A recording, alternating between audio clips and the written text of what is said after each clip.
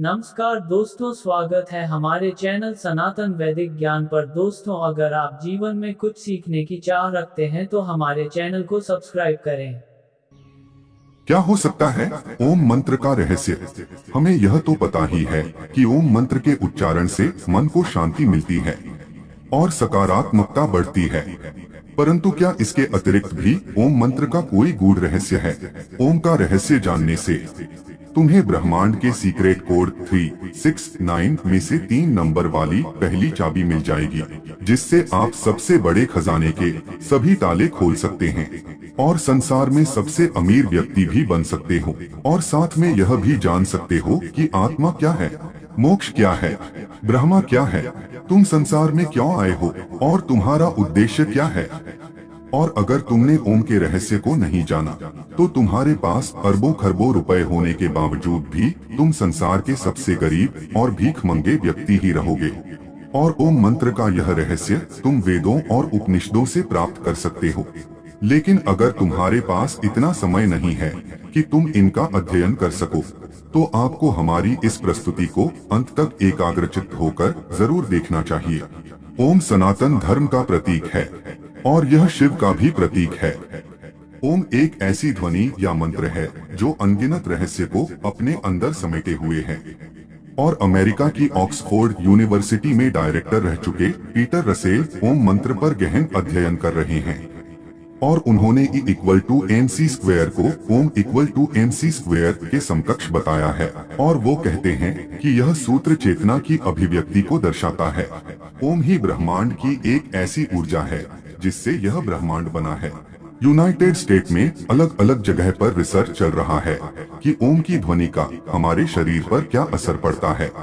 इस रिसर्च में जब अलग अलग ध्वनि को ऊंची आवाज में बजाया जाता है तो हर ध्वनि का असर शांत पड़े पानी पर अलग अलग पड़ता नजर आता है, लेकिन ओम की ध्वनि का असर पानी पर सबसे अलग पड़ता है। रिसर्चर खुद हैरान थे कि ओम की ध्वनि के बजने पर पानी पर ऐसी आकृति बनती है जैसे कि सनातन धर्म में बताए गए श्री यंत्र की आकृति होती है। ओम के सिवा कोई ध्वनि ऐसी आकृति नहीं बनाती थी। रिसर्चर ने बताया कि ओम की ध्वनि बहुमूल्य ज्ञान का खजाना है। और जब प्राचीन काल में एक सन्यासी को लगा कि गुप्त मंत्र से बड़े बड़े खजाने के ताले तोड़े जा सकते हैं, तो यह सन्यासी गुप्त मंत्र की तलाश में एक बड़े आश्रम में जाता है। वहाँ के आचार्य से कहता है कि आप मुझे मूल्यवान गुप्त मंत्र दीजिए। तो आचार्य ने कहा कि मैं तुम्हें गुप्त मंत्र तो दूंगा, लेकिन तुम्हें सालों तक यहाँ रहकर सेवा करनी होगी। सन्यासी ने सेवा करते करते सालों बिता दिए। एक दिन सन्यासी आचार्य के पास गया और बोला कि अब तो वह गुप्त मंत्र मुझे दे दीजिए। तो आचार्य ने कहा कि ठीक है, तुम मेरे नजदीक आओ, मैं तुम्हारे कान में वह गुप्त मंत्र कहूंगा। सन्यासी नजदीक गया तो आचार्य ने ओम मंत्र दिया। सन्यासी खुश हो गया, वह वहां से चला गया और ओम का जाप करने लगा, लेकिन कोई धन की प्राप्ति नहीं हुई। तो उसे संदेह हुआ कि आचार्य ने उसके साथ धोखा किया है। वह जब बाहर निकला तो एक माँ उसके बेटे को बुला रही थी कि ओम बेटे यहाँ आओ। तो सन्यासी चौंक गया, क्योंकि यहाँ तो किसी के बेटे का नाम ही ओम था। जब वह और आगे गया तो कुछ ब्राह्मणों को देखा जो हरि ओम बोल रहे थे। सन्यासी ने कहा, अच्छा, यहाँ भी ओम बोला जा रहा है। सन्यासी रास्ते में और आगे बढ़ा तो कुछ विद्यार्थियों को ओम शांति ही बोलते हुए सुना। तो सन्यासी कहने लगा, कहीं आगे ओम बोला जा रहा है तो कहीं वाक्य के पीछे ओम बोला जा रहा है। इस ओम मंत्र को तो सभी जानते हैं, तो यह ओम का मंत्र कैसे गुप्त मंत्र हो सकता है? निश्चित ही मेरे साथ धोखा हुआ है। वह अपने आचार्य के पास गया और कहने लगा, आचार्य, आपने मुझे यह कैसा मंत्र दिया है? इसे तो हर कोई जानता है, तो फिर यह कैसे गुप्त मंत्र हो सकता है? आप मुझे कोई दूसरा गुप्त मंत्र दीजिए जिससे मुझे खजाने की प्राप्ति हो। आचार्य बोले, ठीक है, मैं तुम्हें दूसरा गुप्त मंत्र दूंगा, लेकिन तुम्हें मेरा एक काम करना होगा। आचार्य भीतर जाकर एक पत्थर लेकर आए और सन्यासी से बोले, यह लो सन्यासी, इसे बाजार में ले जाओ और इसका मूल्य जानकर आओ। याद रहे, इस पत्थर को बेचना नहीं है। सन्यासी पत्थर को लेकर बाजार में गया और सब्जी वाले को दिखाया। सब्जी वाला बोला, यह तो मेरे बाट के बराबर है, मैं उसके बदले में तुम्हें सेर बैंगन के सिवा कुछ नहीं दे सकता। सन्यासी उस पत्थर को लेकर फिर कपड़े वाले के पास गया तो कपड़े वाला बोला, क्या हमें उल्लू समझा है? पत्थर बेचकर हमें ठगना चाहते हो? चलो चलो यहाँ से। सन्यासी पत्थर को लेकर पूरे बाजार में फिरता रहा, लेकिन किसी ने उसका मूल्य नहीं बताया और किसी ने उसको मुफ्त में भी नहीं लेना चाहा। फिर सन्यासी उस पत्थर को लेकर एक जौहरी की दुकान पर गया। जौहरी ने उस पत्थर को देखा और बोला, कहाँ से मिला तुम्हें इतना कीमती रत्न? यह तो बहुत ही मूल्यवान रत्न है। मेरे पास तो इतना धन ही नहीं है कि मैं यह रत्न खरीद सकूं, और पूरे राज्य में शायद ही कोई ऐसा होगा जो इसे खरीद सकेगा। सन्यासी उस पत्थर को लेकर अपने आचार्य के पास वापस आया और आचार्य से कहने लगा, आचार्य, जौहरी इसे मूल्यवान बता रहा था और दूसरों के लिए यह एक पत्थर मात्र था। आपको पता था कि यह पत्थर नहीं लेकिन कीमती रत्न है, तो फिर मुझे इसका मूल्य जानने के लिए बाजार में क्यों भेजा? तो आचार्य कहने लगे, ताकि तुम ओम का मूल्य जान सको। जैसे इस पत्थर का मूल्य हर कोई नहीं जान सका, यानी इसका मूल्य गुप्त है, हर कोई नहीं आंक सकता, केवल पारखी आंखें ही पहचान सकी कि यह पत्थर नहीं रत्न है। उसी तरह ओम भी एक रत्न है जिसका मूल्य गुप्त है, और जो ओम का मूल्य जानते हैं वह समृद्ध हो जाते हैं। अब ध्यान से सुनो, मैं तुम्हें ओम का विस्तार पूर्वक रहस्य समझाता हूँ। देवताओं के सेनापति भगवान कार्तिकेय ने भगवान शिव को ओम का जो अर्थ बताया है वह मैं तुम्हें बताता हूँ। ओम एक ऐसी प्राकृतिक ध्वनि है जो बिना किसी टकराव से उत्पन्न होती है। इसे तुम अक्षर, शब्द, ध्वनि या नाद भी कह सकते हो। ओम में 3 ध्वनियां हैं जिसे मात्रा कहा जाता है। वे है अध्वनि, उध्वनि और मध्वनि। जब अध्वनि और उध्वनि मिलते हैं तो वो ध्वनि बनाता है, और जब उध्वनि से म मिल जाता है तो ओम बनता है।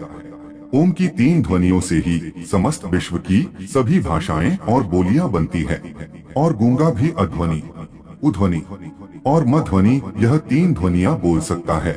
आपकी भाषा कोई भी हो, लेकिन जब आप उच्चारण के लिए मुंह खोलते हैं तो सबसे पहले अकार की ध्वनि ही निकलती है, और जब तुम उच्चारण के अनंतर मुंह बंद करते हो तो मकार की ध्वनि ही निकलती है, और जब तुम होठों को पास लाकर मुख को आधा खुला और आधा बंद रखते हो तब उकार की ही ध्वनि सुनाई पड़ती है। इसीलिए सभी भाषाओं की सभी ध्वनियां, फिर वह स्वर हो या व्यंजन, ओंकार के अंतर्गत ही आती हैं। इसलिए ओम विशिष्ट वैश्विक ध्वनि है। ओम ईश्वर का प्रतीक भी है। मांडूक्योपनिषद के अनुसार ओंकार जगत की उत्पत्ति और लय का प्रतीक है। अध्वनि सर्जन को दर्शाती है, उध्वनि सांसारिक प्रपंच को दर्शाती है, और मध्वनि इस समग्र संसार के लय को दर्शाती है। ओंकार आत्मा की 3 अवस्थाओं को भी दर्शाता है। पहली स्थिति है जागृत। इस अवस्था में जीवात्मा अपने स्थूल अंगों और इंद्रियों से भोगों को भोगता है। दूसरी स्थिति है स्वप्न अवस्था। इस अवस्था में जीव अंतः प्रज्ञ होकर जागृत अवस्था में भोगे हुए भोगों को अपने मन के द्वारा अनुभूति करता है। तीसरी अवस्था है सुषुप्ति।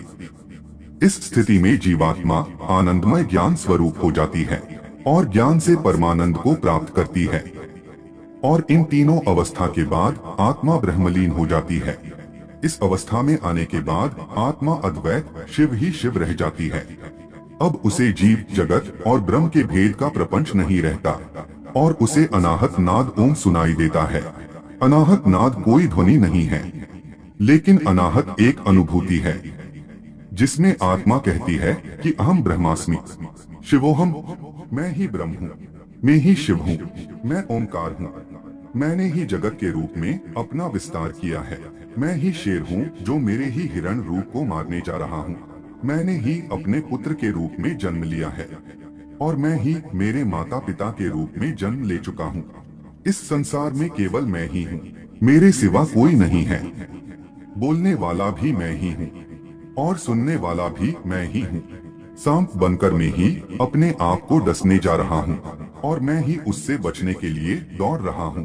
इस ओमकार के रहस्य को जान लेने के बाद सोना, चांदी, रुपए, पैसे सब मिट्टी लगने लगता है, क्योंकि यह सब भौतिक पदार्थ वास्तव में मेरा ही स्थूल रूप है। मैं तो इतना अमीर हूँ कि यह घर, यह जमीन, यह पृथ्वी, यह तारामंडल ही नहीं, पूरा ब्रह्मांड ही मेरा है। और ऐसे कितने ब्रह्मांड होंगे जो मेरे ही अंग है। तो मेरे जितना अमीर कौन हो सकता है जब मुझे इतना बड़ा खजाना मिल रहा है। मैं क्यों इन किलो 100 किलो सोना, चांदी और रुपए पैसे के पीछे भागूं? और इस खजाने को खोलने के लिए मैंने 3 नंबर की चाबी दी है, ओमकार, जो अब मैं तुम्हें बताता हूँ। मूल नैसर्गिक ध्वनियाँ 3 है, अध्वनि, उध्वनि और मध्वनि। नैसर्गिक रंग 3 है, लाल, पीला और नीला। प्रकृति के मूल लक्षण 3 है, नाम, रूप और गुण। शरीर की तासीर 3 है, कफ, पित्त और वायु। ब्रह्मांड की स्थितियां 3 है, उत्पत्ति, पालन और प्रलय। और उनके देवता भी 3 हैं, ब्रह्मा, विष्णु और महेश। पदार्थ के मूल तत्व 3 है, न्यूट्रॉन, प्रोटॉन और इलेक्ट्रॉन। पहले आयाम 3 है, लंबाई, चौड़ाई और गहराई। और इन 3 नंबर की चाबी को जितना गहराई से अध्ययन करोगे और उसकी गहराई में जाओगे, तुम मुझे ही पाओगे, नहीं अपने आप को ही पाओगे, क्योंकि इस संसार में तुम्हारे सिवा दूसरा कोई है ही नहीं। तो मित्रों, यह प्रस्तुति आपको पसंद आई है तो प्रस्तुति को लाइक करें और ऐसी ही ज्ञानवर्धक जानकारी के लिए